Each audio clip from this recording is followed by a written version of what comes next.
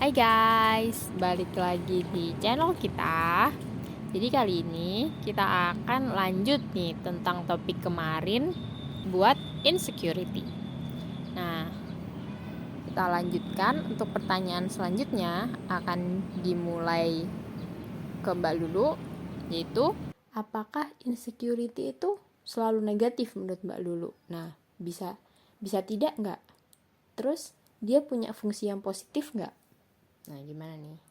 Oke, apakah insecurity punya positif enggak ya? Kalau menurutku sih bisa. Gimananya?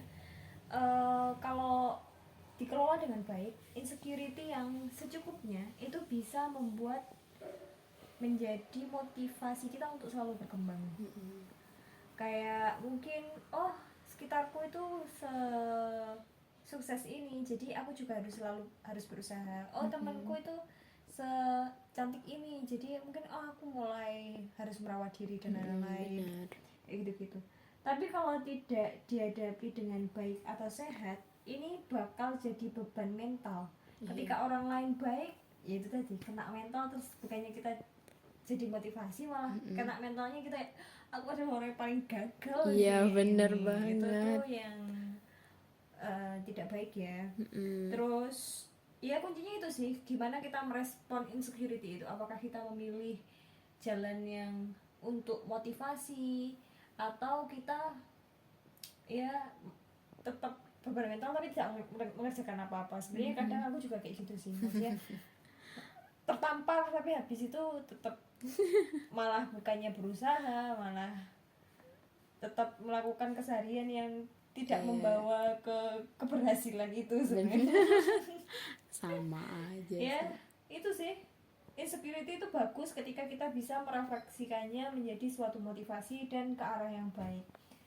Itu sih kalau dari aku. Kalau dari Mbak Nurul sendiri bagaimana? Sama sih ya sebenarnya jawabanku.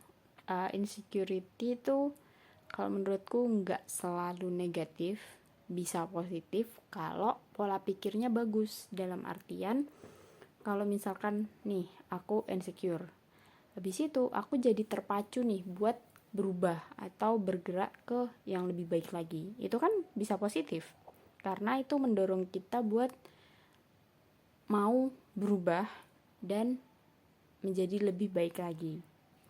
Tapi dia juga bisa negatif kalau misalkan si orangnya ini tidak mempunyai pemikiran yang upgrade. Intinya kayak dia tuh cuma insecure, habis itu nyalain diri sendiri, nyalain keadaan, dan ngerasa nggak cukup, tapi nggak mau berubah.